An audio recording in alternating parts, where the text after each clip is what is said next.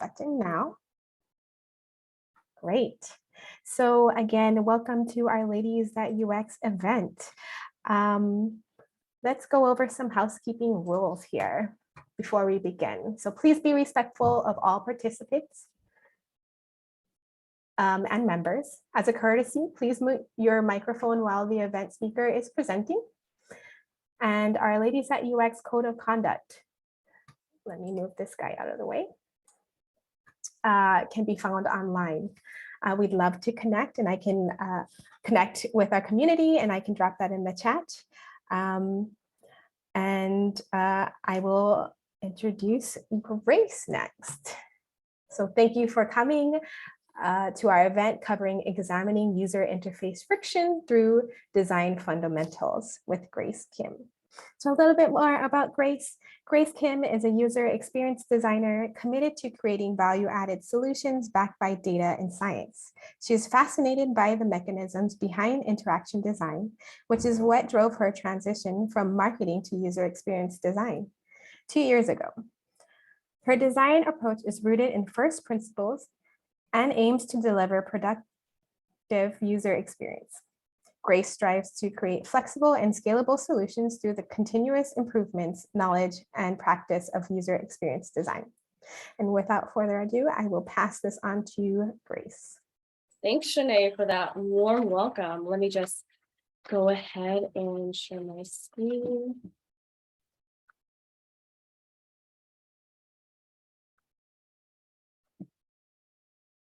Okay, can everybody see that okay? Okay. I just want to say my apologies in advance for any sniffling and audible congestion. My allergies are acting up today. But that aside, hi everyone, my name is Grace, and I recently decided to take the everyday interface frictions that I was coming across as a user and then examine these frictions through the lens of design fundamentals like qualities, principles, and heuristics to better understand why exactly I was experiencing these frictions and which mechanisms were responsible for them. For the purposes of this talk, I'm going to use the term friction and user interface friction to mean any conflict that's experienced by a user while engaging with an interface. And user experience friction can be experienced in a variety of ways. From the frictions that I encountered as a user, I identified and categorized them as either belonging to emotional, continuity, efficiency, or cognitive friction. But regardless of the category of friction it belongs to, all interface frictions diminish user experience. Design fundamentals, which are design qualities, principles, and heuristics, are crucial in that they're critical towards the development of intuitive and productive user experiences. They also have a role in decision-making, like illuminating which decisions need to be made over others. They also aid in precision. They help you to precisely determine which elements are critical to an interface. In the absence of design fundamentals, conflict or friction can occur. So the first category of friction that I'll discuss is emotional friction.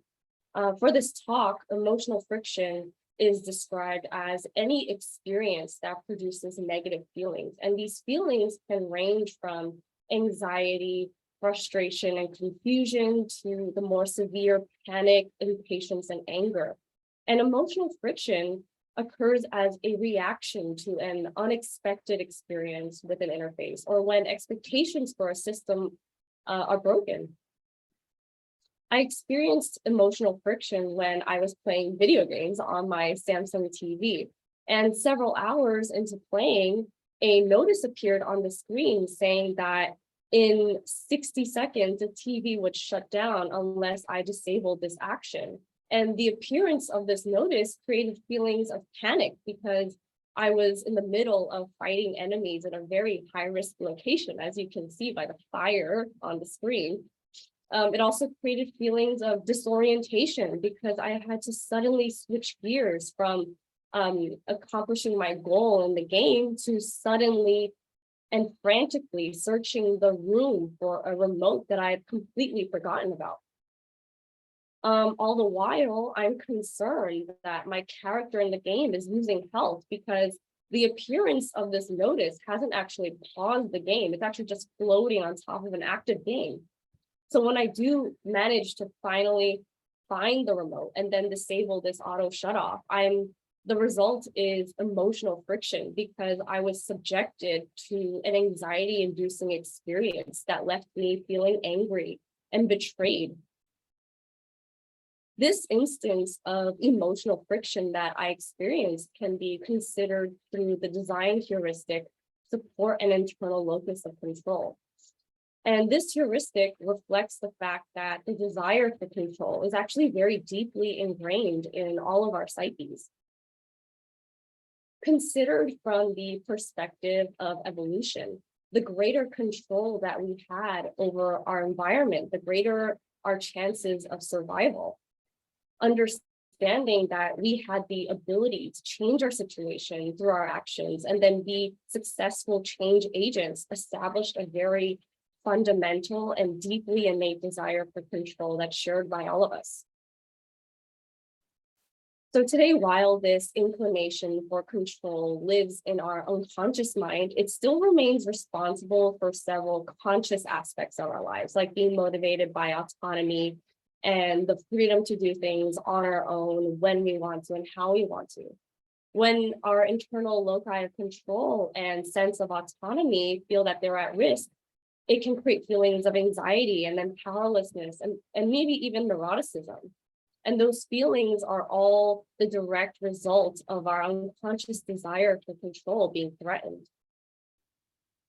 Because the unconscious part of our brain equates control with safety, we're comforted when we're in control. When we're in control, the likelihood of danger is minimized, and then the chances of our survival increases. So given the design heuristics support an internal locus of control for users, users should then feel that they're in control of the system and then free to make reasonable decisions. So coming back to the experience with Samsung TV, the design heuristics support an internal locus of control wasn't leveraged. And we see this in how the auto shut off was imposed on me and made me feel powerless as a user. And so I was left with an anxiety-inducing experience. Another instance of emotional friction I came across is when I was signing in on Twitter. And after repeatedly entering in my login information and still being stuck on the sign-in screen, I began feeling confused and impatient. And I was even anxious that maybe Twitter's own system was at fault here. But it was only when I realized that there was a blue alert at the bottom of the screen that I realized that it was a typo on my part. And that realization made me feel frustrated that this notice wasn't more obvious in the first place. And ultimately, I felt annoyed that this very minor element was such a source of delay for me as a user. The emotional friction that I experienced with Twitter can be explained through the design heuristic help users recognize and diagnose and recover from errors. A crucial factor in helping users recognize and diagnose errors is by placing error notices and alerts in their locus of attention. With Twitter, because I had just entered in my email and then I clicked the next button, and now I'm waiting for my home feed to load, my locus of attention is centered in the middle of the screen. Because the error notice is located outside of this locus of attention, it isn't immediately obvious to me and then contributes to the emotional friction and anxiety of having to problem solve on my own. Of course, in reality, the locus of attention is much more concentrated. Additionally, the fact that the error notice was in blue is also responsible for why I failed to recognize it. While we don't have a universal consensus on the meaning of colors, our collective mental model understands the color red to mean stop or danger and the color green to mean go or yes, which is why it's convention to use the color red to communicate that an error has been made. A blue notice, like on Twitter, doesn't communicate that an error has been made, nor does it shift the attention, the locus of attention, like the shock of a red notice. Placing error notices and alerts in the user's loci of attention in appropriate colors allows users to then immediately recognize mistakes when they happen and then take the appropriate actions necessary to correct them, instead of experiencing the frustration and anxiety like I did of problem solving on their own. Anxiety affects the ability to problem solve because being in a state of fight or flight decreases cognitive capacity. And when cognitive capacity is decreased, our performance ends up suffering because it takes longer then to process information and then effectively problem solve. And all this creates a very negative experience for the user. Another form of friction that I experienced was continuity friction. For this talk, continuity friction is experienced when there is a break in the user's workflow, and that can result from a task taking longer to complete than expected, or when the user's attention drifts from the original task. One example of continuity friction that I encountered was when I was trying to display the battery percentage on the updated macOS Monterey.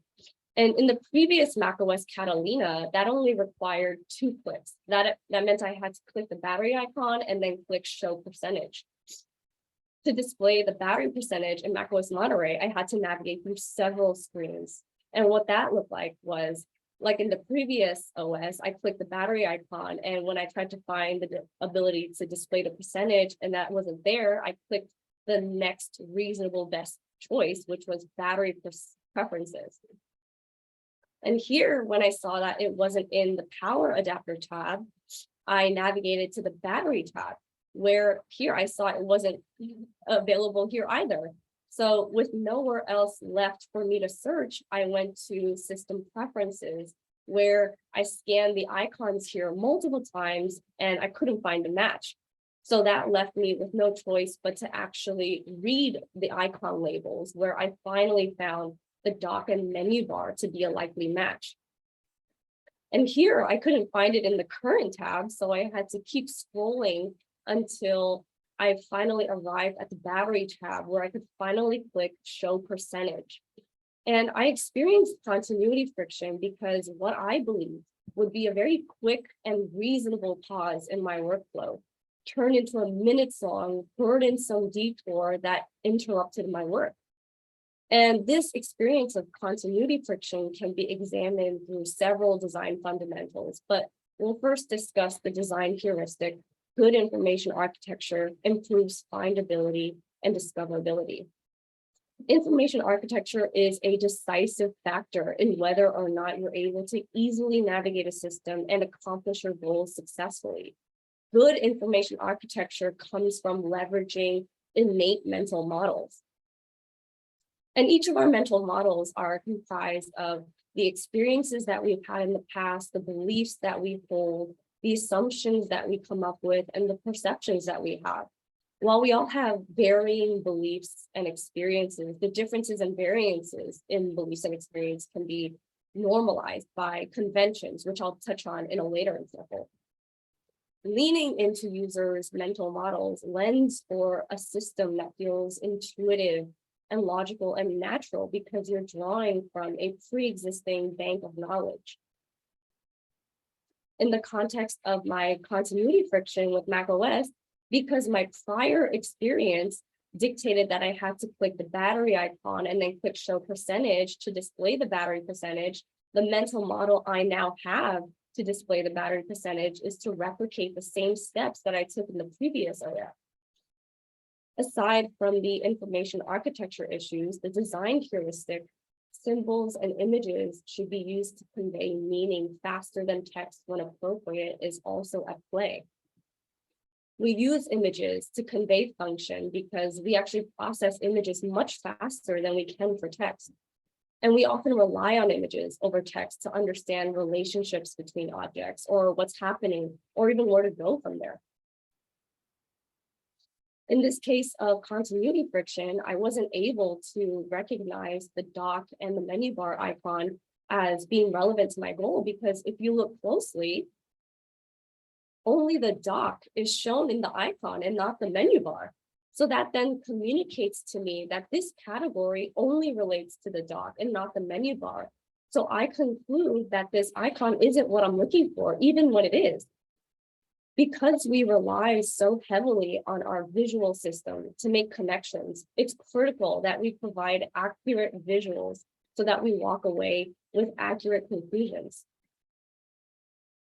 Since my visual scans of the system preferences icons failed to recognize the dock and the menu bar icon as being relevant to my goal, I had to resort to the taxing task of reading the icon labels.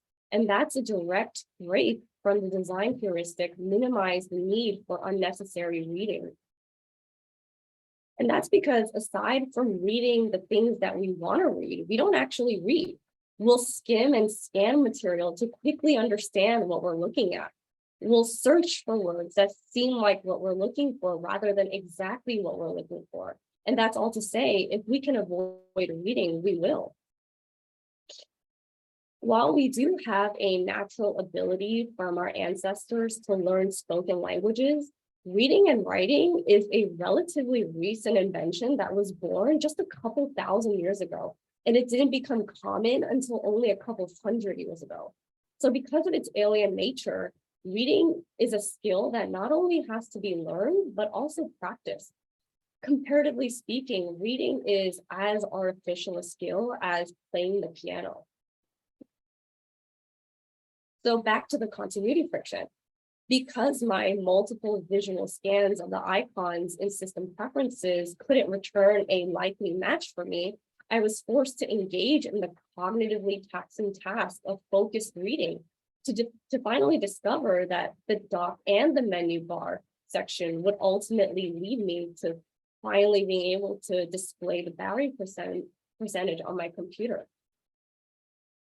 So all these factors come together to create continuity friction and turn what I believe to be a very brief and reasonable action into a whole user journey that ended up interrupting my work and creating anxiety for me as a user.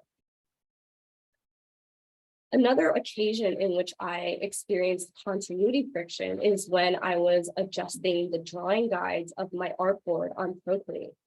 So before starting on my workflow, I wanted to make some adjustments to my drawing guide, and I was able to make all the changes that I wanted to make, except for one, which was changing the color of these drawing guides. So thinking that I maybe missed it somehow in the tabs at the bottom of the screen, I revisited the tabs, and when I couldn't find this option there, I had to resort to searching on Google, where it was revealed to me that the rainbow strip that you see at the top was actually a slider bar.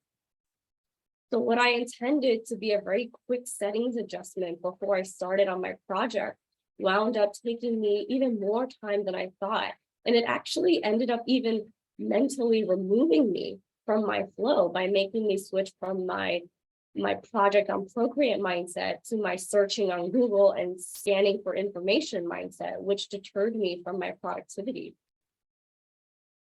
So in case it still wasn't clear, here's an arrow pointing at the slider thumb of the slider bar to change the color. The continuity friction that I experienced from trying to customize the drawing guides on Procreate can be traced to insufficient signifiers. The design heuristic provide appropriate and perceivable signifiers to communicate affordances, ensures discoverability, and promotes understanding for users. Signifiers highlight relevant and useful affordances, which are the relationships that exist between elements, and then the possible actions that you can take from these relationships. Our ability to recognize and comprehend these online relationships actually stem from our relationships with objects in the physical world. In the physical world, objects provide visual cues like shape and color and texture to convey their signifiers. So a smooth cup with a handle suggests for example, that it should be held by curling our fingers around the handle and then lifting the cup to our mouths. Conversely, a cup with no handle, but a faceted surface suggests that we should grab the entire cup with our hand while gripping onto the facets with our fingertips for added security while we drink from it. So that, alongside other experiences and patterns that we've come across, form our expectations on how to engage with objects. And we carry this knowledge over from the physical world into the digital world, where the visual cues that we perceive in the interface help us to understand how to navigate the system. For a, for a signifier to be successful, it's not enough that it exists. It also has to be appropriate and perceivable. Perceivability can be established by, using sufficient visual cues that are obvious and clear. So that includes using adequate contrast and size and color. Appropriateness, on the other hand, can be established by using familiar and logical symbols or any kind of indicator that has meaning for users. So in the case of procreate, while the signifier is appropriate, it's not perceivable. And because it's not perceivable, it ends up going unnoticed by me and then contributes to the continuity friction that I experienced. When more resources are required to achieve the desired result, that's known as inefficiency, or for our purposes, efficiency friction. Efficiency friction creates distance between you and your goals and prevents true productivity from happening. I experienced efficiency friction when I updated the Chrome app on my phone, which ended up removing the ability to open a link in a new tab and forces you to open a link in a group instead. The update also changes the tab layout from being a deck into a nested grid, which makes searching for a tab highly time-consuming, frustrating, and most importantly, inefficient.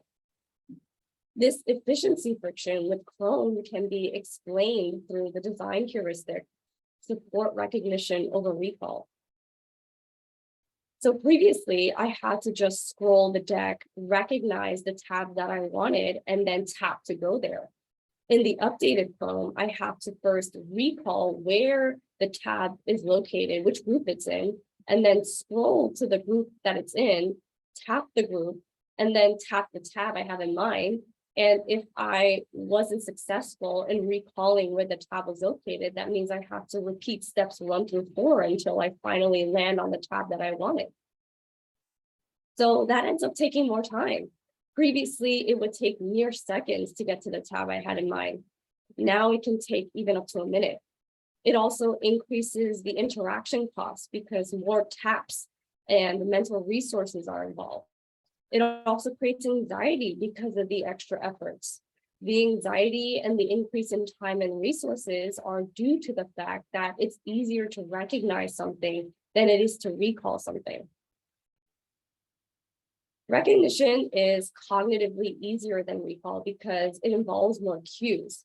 Recognizing information as being familiar involves cues triggering an activation of a memory chunk in your brain. So the more cues that you have available to you, the easier it'll be to recognize something, which also makes recognition the faster process. On the other hand, reliably being able to recall information from memory requires sufficient practice, it requires recency of usage, and it requires strong contextual association. And it's because of this fact that recall is error prone. It's difficult to perform. It's much slower to execute. And it's much more cognitively strenuous than recognition. Alongside the heuristic support recognition over recall, the design heuristic, that design should be minimalist and task supporting, can also be used to examine the efficiency friction that I experienced. Keeping the attention of users focused allows for successful task completion without any distraction. It's critical for attention to be maintained because attention is a limited resource. And that means that we can only focus or divide our attention across a few tasks at a time. When attention strays, task abandonment or getting lost can happen, which is what I experience sometimes when I navigate the tabs on my phone. If I can't recall where a specific tab is located, that means I have to check every group I have on my phone. And every group represents an opportunity for task abandonment. Despite starting off with my strongest attention to get to the tab I want to find, every group that I open and every tab that I come across is an opportunity for me to get distracted and then reminded of other tasks that I had bookmarked for later. And that further creates efficiency friction because it takes me away from my original task. And the anxiety that I feel from drifting further from my task decreases the cognitive capacity to successfully recall where the tab is located. And then that is a self-perpetuating cycle that creates even more anxiety and efficiency friction. I'm just going to take a water break here.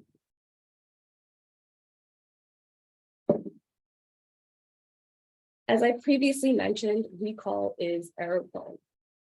And errors by nature are distracting and time consuming, both of which create inefficiency and block productivity. Channeling users' attention and guarding them against any possible distraction ensures that users like myself can successfully complete their tasks. The final category of friction that I experienced is cognitive friction. And for our purposes, cognitive friction occurs when more attention is required to operate a system. I experienced cognitive friction when I was trying to add in a new account on 1Password. And as a mobile 1Password user, I don't have any experience with the desktop interface. So on the desktop interface, I searched the top of the screen to find this new account control. And when I couldn't find that there, I searched the sides and then the bottom of the screen, where I did find a plus button that seemed to be what I was looking for, but I couldn't say with confidence that it was exactly what I was looking for. And my uncertainty about whether the plus button was relevant to my goal and why I searched the top and the sides first can be considered through Jacob's law, which states that users spend most of their time on other sites. Because users spend most of their time on other sites, they prefer your site to work the same way as these other sites. Abiding by conventions eliminates the need for users to learn a new pattern every time they use a system, which is time consuming and requires effort on their part. Instead, what they can do is just simply leverage their previous experiences to quickly understand what to do regardless of the system that they come across. As per Jacob's law, it's convention to place controls at the top of the screen. And many interfaces keep with this convention, such as Google Docs, YouTube, Zoom, and many more. Because it's so widespread, many users, including myself, expect the controls to be located at the same place every time. But before becoming a widespread convention and part of Jacob's law, controls at the top of the screen were the result of another design heuristic, which is incorporate familiar elements, processes, and language to create a logical and intuitive system. Controls at the top feel intuitive to us because human beings naturally associate top and primacy with importance. Top and primacy help to orient us and decide whether or not something is relevant to us. And that association can be observed in print, such as in newspapers where the corresponding date can be found, in books where the current chapter name and section name can be found. When we navigate, we know to look up to find the street name or the exit name on the highway. In competitions, we attribute the first place as being the most important. And even in our language, we use the words first and top to signal importance. Because of how powerful this mental model and Jacob's law is, I repeatedly experienced cognitive friction by searching for the new item control at the top of the screen when using the desktop interface for 1Password And I have to relearn every time that it's actually at the bottom. Another aspect of cognitive friction came from the misuse of the design quality of proximity.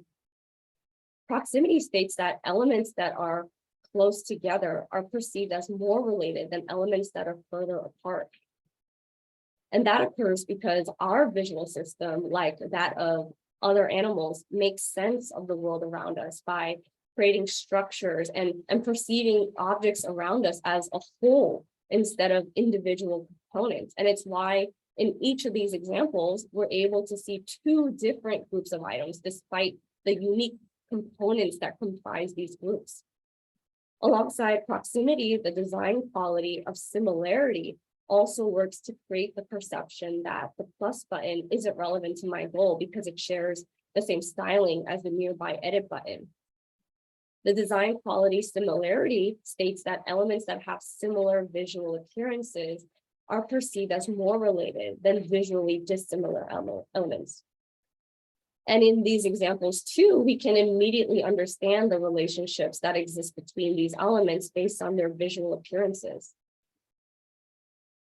In the case of 1Password, the proximity of the plus button and the edit button to the current Webflow tab communicates to me that their functions are localized only to the Webflow tab. And that perception is further enforced by how similar the stylings of these two buttons are. They're identical. And this association is so compelling and familiar to me that cognitive dissonance occurs and then requires mental resources on my part to then problem solve and reason through this conflict that I'm experiencing. All this is experienced as cognitive friction, which demands effort for me and prevents a seamless workflow from happening. So this now brings us to the consequences of frictions in the user interface. And consequences can be approached from the concrete angle and the speculative. So starting with the concrete, despite these frictions appearing confined to only the user and the interface, the consequences of negative user experiences are certain.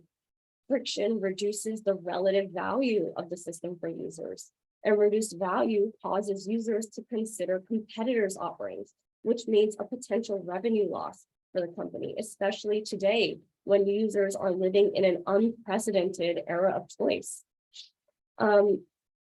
Reduced value and brand value through reduced value also impacts brand value and customer loyalty, even more so if there were positive expectations from users for the product or service to begin with. It can also raise costs in two ways, and one of them is by increasing support costs. The more users who can't fix their frictions on their own, the more support expenses are required to then remedy these frictions, such as hiring and training new support employees, as well as the equipment and compensation that they need.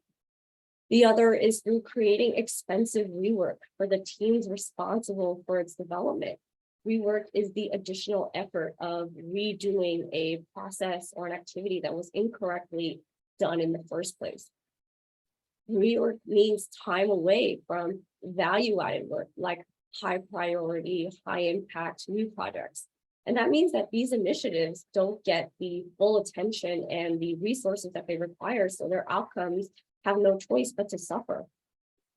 Revisiting already shipped projects also means a monetary loss for the company alongside increased costs, since the work that's been done previously has been invalidated and then has to be redone in the present. Additionally, building on top of bad work also makes it more difficult to do good work. As per the law of adjacency, mistakes create more mistakes. All in all, rework is a highly expensive and costly cycle. Aside from the concrete consequences that I just discussed, there is the speculative consequence of opportunity cost. And opportunity cost is the loss of potential gain from other alternatives when one alternative is chosen. And opportunity cost can vary widely. On a smaller scale, it can be the loss of a very lucrative deal from an executive who was tasked with finding a system that would be implemented company-wide. But after experiencing interface frictions with your product, they decide to go with a competitor's offering. On a larger scale, it can be the lost momentum on a promising high impact project that had the potential to take your product to a new market, but ended up getting sidetracked from having to do rework. It's really impossible to gauge how many failed companies of the past could have been today's industry giants if it weren't for their interface frictions. Evidently, there are considerable concrete and speculative consequences of interface friction. Abiding by design fundamentals from the start to create a frictionless user experience, that doesn't give your users a reason to leave. They can possibly promote your product, which can lead to greater growth and revenue for you. It can also prevent companies from engaging in expensive rework and then having to increase support costs to remedy for those frictions. A usable and high quality product keeps teams and resources moving forwards, which serves as efforts towards minimizing the opportunity cost that I just discussed. I mentioned this previously, but design fundamentals are critical to the development of productive interfaces. And these are the systems that in which we as users feel that our goals are the most supported and empowered by the technology that we use and surround ourselves by. So my name is Grace Kim again. If you'd like to learn more about the topics that I just discussed today, please feel free to visit my website at grace-kim.design, where I go much more in depth, as well as share some other writings I've done on other interface frictions that I've come across as a user. So I'm also open to opportunities, so please feel free to reach out regarding that.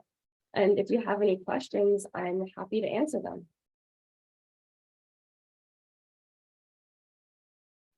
Wonderful. Thank you so much, Grace. And very, very, very interesting topics that you covered that relates to kind of like the, our fundamental UX laws of, design. So I love, Absolutely.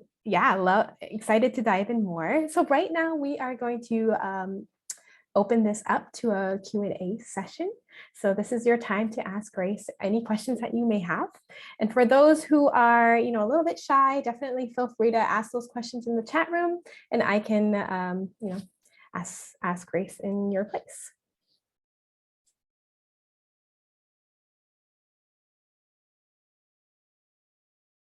Does anyone want to go first?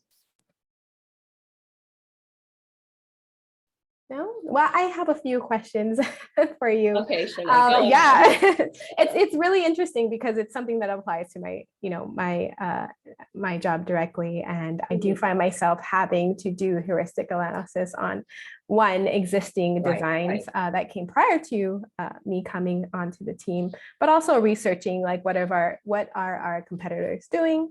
What are they doing well and what aren't they doing well? And I do see it's very important to keep a close pulse on, or staying really true to those design fundamentals. Do you have any, I guess, how does that fit in your workflow when you are designing on a team or taking those kind of best practices into consideration and applying that to your current workflow? Right, great question. I would say that design fundamentals, they really have a role in the front of your workflow. And that really comes from the requirements phase, and that comes from your research phase. That comes from really taking a holistic understanding of what the problem space is. And then from there, you're able to understand which elements are critical. If my users are struggling with X, Y, and Z, design fundamentals come into play by highlighting that those elements need to come, they're part of the MVP, they have to be present. And design fundamentals are a way to help really cement that and keep your goals. They really act as a lighthouse and they keep you focused on successfully designing for the users, and instead of getting lost in the nuances that tend to pop up while designing. Yes, it's definitely key in the early stages, and also to make sure like your team is also on the same page as far as expectations and quality of the product that you're designing. Yes. Right. Does anyone have any questions for Grace? Yes, Grace, I just wanted to ask, Marissa in the chat said, how did you land your first job? I thought that was a great question.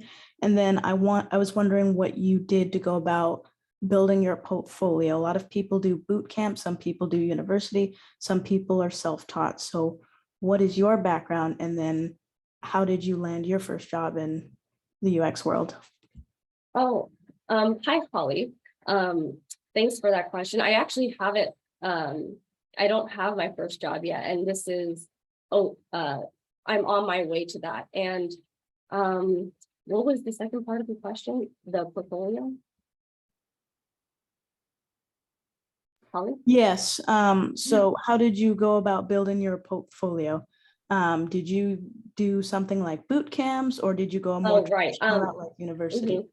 Yeah, so I haven't gone the boot camp route. I am completely self-taught. I've been self-teaching myself UX design for the past 2 years, and I really focused on first principles because, as my talk has shown, I really believe that design fundamentals are critical towards the success of your product and making sure that you're accurately and very concretely serving your users' needs. And I made sure that this is actually a project on my portfolio because I wanted to ensure that I had a really great and I had a really solid understanding of design principles and fundamentals to set me up for success in my future endeavors, which is why I was so drawn to this project in the first place. And another project I did was with a friend of mine regarding a redesign of Instacart, which is a really interesting problem space because, as we all know, Instacart is probably at the forefront of today's news as we head into a world that is increasingly more online instead of in the physical world. And Instacart really is at the forefront of that endeavor. And we did a project regarding that. And yeah, so that was my portfolio efforts, if that answered your question. Yes, that answered my question perfectly. I just have one more question, then I'll leave it to Yeah, you. go ahead, Holly. I just saw this on the chat from Marissa, and it was just a really good question. What are you doing now to land your first job? I actually haven't started looking for my first job yet. This Okay. is the first time I've announced that I'm open to opportunities. Awesome. Good luck on the journey. Thanks for the presentation. Thank you, Holly. We're going to go next to Diana.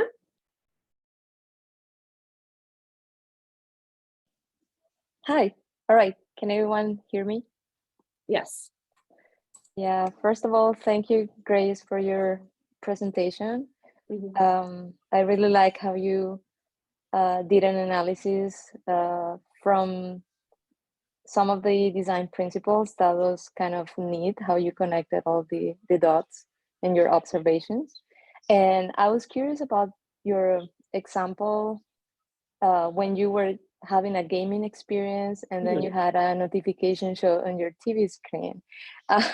It got me thinking that for you was kind of frustrating, but to me, I want to advocate for the TV notifications, just because I feel that the purpose of that notification was to protect you from not getting enough sleep and maybe helping you to keep your circadian circle in a good shape. So how would you what was your thought behind that? Like, I guess you as a user set that notification in your TV. I don't know if that's a standard thing that comes with the TV, but my belief is that you set it up. But then at that moment was disruptive because you wanted to continue playing. So first, like, okay, there are two different platforms. So maybe you were on an Xbox or a PlayStation, but that doesn't speak to the TV. So they have no clue about how to override those notifications, right? And on the other hand, the notification is helping you as a user to, you know, protect you from an undesirable behavior, which is like losing your sleep because of gaming. So it's just, I don't have a question. It's more about a reflection of what you showed. Yeah, I totally understand. I think you bring up a great point. It's one that I considered myself. But as I said in my presentation, this all comes down to an internal locus of control. And as a user, I should feel that I'm in the driver's seat and feel and free to make the decisions that I want to make. And about the, so I was so frustrated and so disappointed by that experience with Samsung TV that I actually Googled it. And I was like, why am I seeing this notice?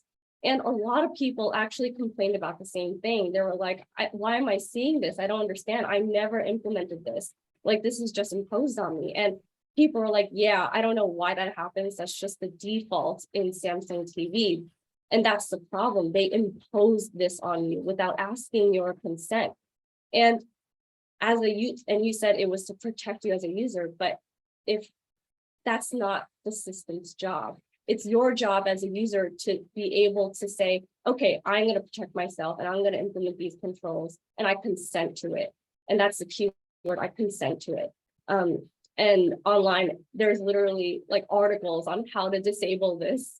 Like a lot of people are struggling with it. But yeah, I think you bring up a really great point. But to be fair, I wasn't gaming at like 2 a.m. I was gaming at a very reasonable 9 p.m., which I think is very good of me. So, you know, I mean, I was playing for like 2-3 hours, but I think that's reasonable. And it's before my bedtime. But yeah, I hope that answers your. Of course, your of point. course. And I didn't mean to put you on the spot or call you like a No, gamer. not at all. Not at all. But you, I think you touch on a good point, which is be in control. So part of your frustration was that you weren't in control because you didn't set up that sleep in your TV. So Right. that's the root of the problem. And what made it worse was that it was only 60 seconds. What can you accomplish in 60 seconds? And like, right. I don't know if you remember, but hold on, let me go back to the slide. Okay, this is gonna take me a while. I'll just stop here. But I was in the middle of fighting enemies. There were like 3-4 enemies around me. There's fire all over the place. And I suddenly have to look for a remote that's this small in a room that's so big. And I can't even remember where I put the remote. It was hours ago. So then, you know, it's such a austere shift in mindset. And that really was the cherry on top of the emotional friction that I experienced. Thank you, Grace. Awesome. If I could add to that story, so I have a Samsung frame, and that very exact scenario happened to me. Except for another victim, right? Another victim, and you know, it goes back to your point of giving the user a sense of agency. Like that decision should not be made as a default, but also, you know, tying back to the design process, there should have been some sort of research as far as like who the end user, or like even the scenario of what users would be doing when watching TV, which would be like a longer period of time. In my case, it was watching like Netflix, and I was doing like a binge rally, and that came up, and I had to like, it instantly removed me from my experience, and I had to scramble to find a remote that's like this skinny and this small to like go and and it to like reset, like to stop the sleep mode. But like throughout the whole marathon, it just kept popping up for me. So that was like another point of friction, where it's just like, I don't know how to, it shouldn't be this difficult to turn it off. And if, you know, if it is default on in the pop-up, you should have the option to just turn it off right then and there, rather than to remove myself from my Netflix experience, go into the settings and what have you, or like dig around through information online. Like that's kind of, that should have been vetted through user feedback or some, Right. yeah. So I also think that, I mean, this isn't to say that this isn't a necessary feature. I think it's an excellent feature. It absolutely has a use case. For example, I mean, I can think of a lot of people, they enjoy falling asleep to the sound of the TV. And if they wanted the TV after they've fallen asleep to automatically shut off after like 3 hours, that's excellent. It's perfect. But the problem arises when it's imposed on you and it's on by default instead of just being there in the background to support your needs, and then for you to be able to find it when you need it.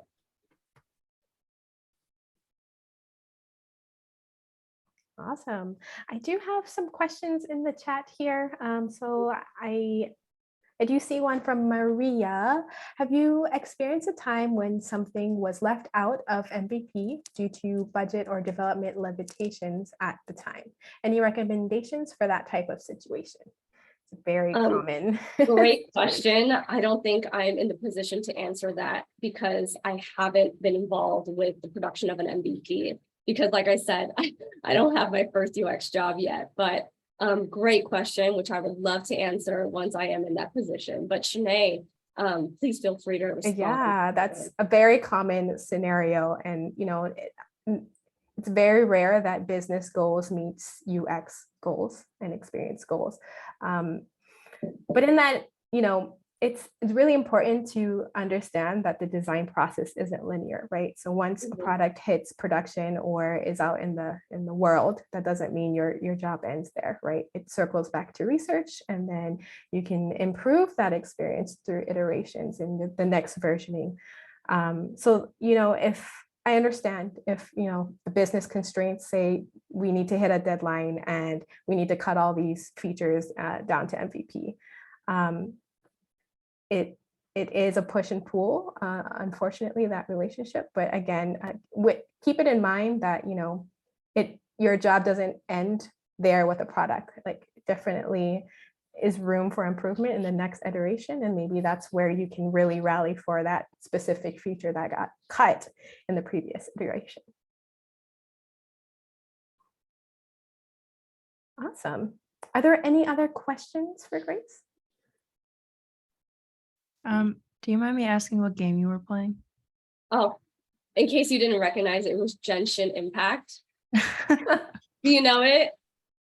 Yeah, I've seen it. I've been thinking about downloading it, but This is your sign. I highly recommend it. okay. I'm getting influenced. But don't play on a Samsung TV.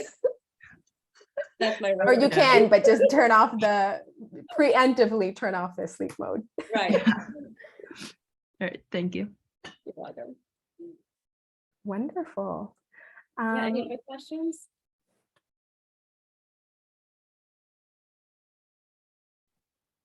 Hi, Grace. I just really like your presentation and want to say thank you. And I'm so impressed on your heuristic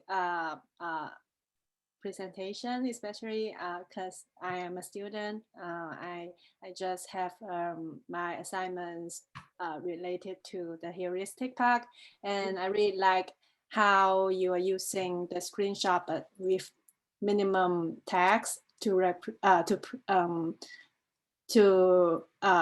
express everything, because I that's what I'm trying to do in my report as well, but I figured out it's pretty difficult to do it, so I'm so impressed on your presentation. Thank you. That's really kind of you. And I really wanted, when I showed this to all of you, to feel like you were experiencing these frictions alongside me in real time, so you can really get into my shoes and feel the frictions as a user, and then understand just how uncomfortable it is. So I'm really glad you enjoyed it.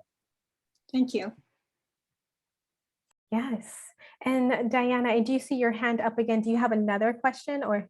Oh, okay.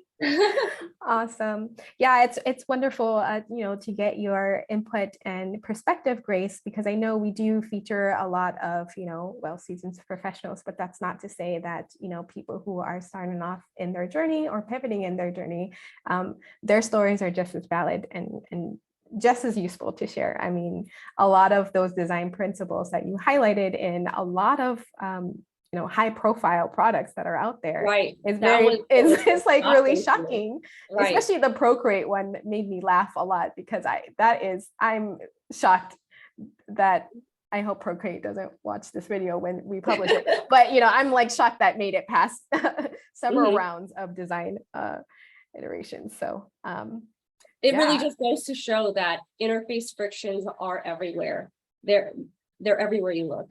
And if you look hard enough, you can find them. Yes. And who knows, maybe that's an example of, things being cut because they had to make like certain Right, deadlines or exactly. MVP, but like, it's not always to say like, businesses are to blame. It's kind of a push and pull with like business commitments and design, and not, unfortunately, design doesn't always win, or UX doesn't always win. And that's when we see, the repercussions of that. Yeah, and I do want to stress that this entire presentation is exclusively from my perspective, right? I don't understand the constraints that they had, the timelines they were working with, the teams that they were constrained to, or what the business problems that they were trying to work around were.